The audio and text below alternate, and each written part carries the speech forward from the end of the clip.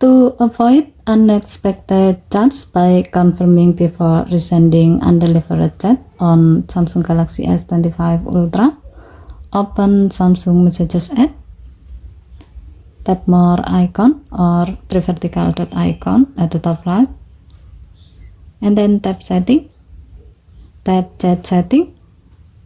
Next, tap if a chat isn't delivered, and then select as before resending.